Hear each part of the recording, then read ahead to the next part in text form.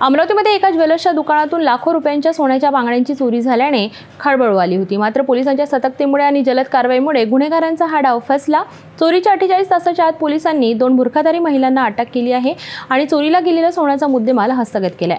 अमरावती शहरातील रायली प्लॉट परिसरात असलेल्या बजरंगलाल छोटेलाल वर्मा यांच्या ज्वेलर्सच्या दुकानात 18 ऑगस्ट रोजी दुपारी 4 वाजताच्या सुमारास 2 अनोळखी महिला बुरखा घालून बांगड्या खरेदी करण्याच्या बहाण्याने आल्या। दुकानातील महिला कर्मचाऱ्याला बांगड्या दाखवण्यास सांगून त्यांनी नजर चुकून 2 सोन्याच्या बांगड्या चोरल्या।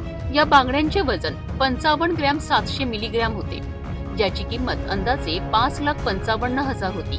चोरी झाल्याचे लक्षात आल्यानंतर व्यवस्थापकाने दुकानातील सीसीटीव्ही फुटेज तपासले। फुटेजमध्ये या दोन्ही महिलांनी संगनमताने चोरी केल्याचे स्पष्ट दिसले। तातडीने सिटी कोतवाली पोलीस ठाण्यात या घटनेची तक्रार दाखल करण्यात आली। पोलिसांनी तात्काळ तपास सुरू केला।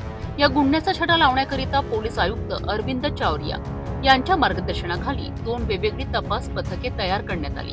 ही यशस्वी कामगिरी पोलीस उपायुक्त श्याम घोके, सहाय्यक पोलीस आयुक्त संजय खताडे, वरिष्ठ पोलीस निरीक्षक मनोहर कोटनाके यांच्या मार्गदर्शनाखाली पोलीस निरीक्षक रामदास पालवे आणि त्यांच्या टीमने केली आहे।